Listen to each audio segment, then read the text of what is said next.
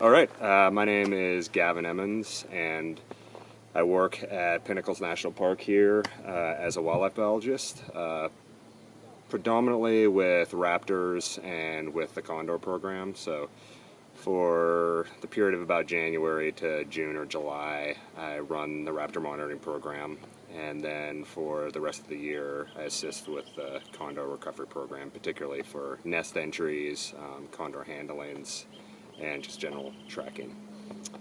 And I've been working here for 14 years, and yeah, I definitely enjoy working at the park. I also work in some other capacities, I guess as a general naturalist, assisting with interpretive programs, and coordinating some of the technical search and rescue efforts, particularly with technical ropes work for the team that we have for the park.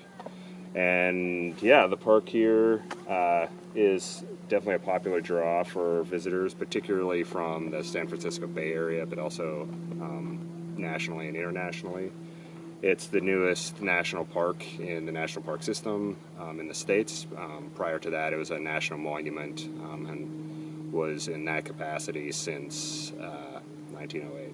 So yeah, it's been around for quite a while. Pinnacles National Park is about 26,000 acres. It, as a result, isn't a large park relative to most parks in the United States. Because it is only about an hour and a half to 2 hours drive from some very large urban areas on the coast, San Francisco, San Jose, Santa Cruz, Monterey.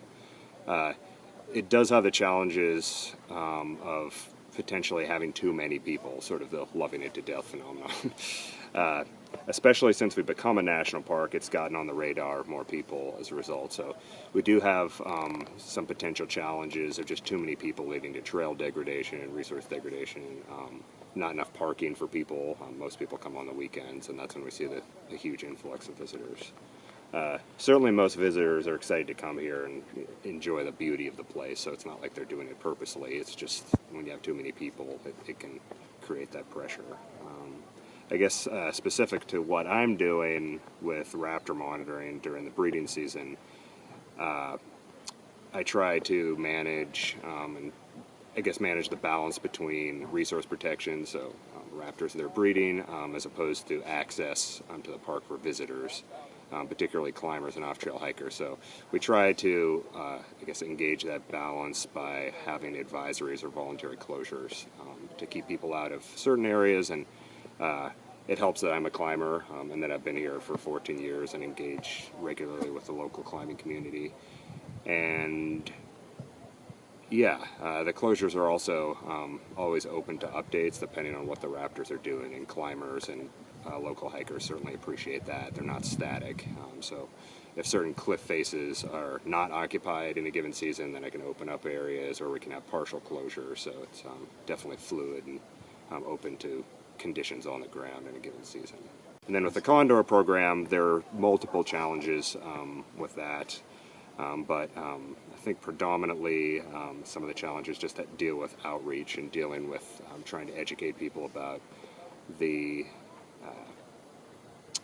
main risks that condors are faced with on a daily basis, particularly ingestion of lead ammunition out of gut piles and scavenged remains, since they are obligate scavengers and are always going for dead stuff when they're eating. So yeah, just the various challenges related to that, I think, are the main issue with the condor recovery efforts.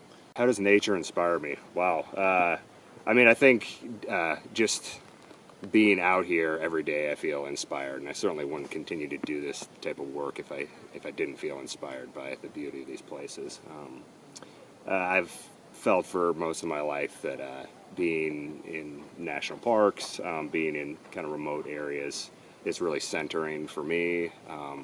It allows you to interact with and be more balanced with the world around you, the living world. And I certainly think that it's one of the huge draws for visitors, being able to get away from places that just have a lot of people, a lot of noise, just sort of the normal busyness of life. Yeah, and it's inspiring to me to look at these places and to see all these intricate processes of life interacting, and also just knowing that this place has been here pretty much in the state it is now since before I was here, and it's going to be this way likely long after I'm gone.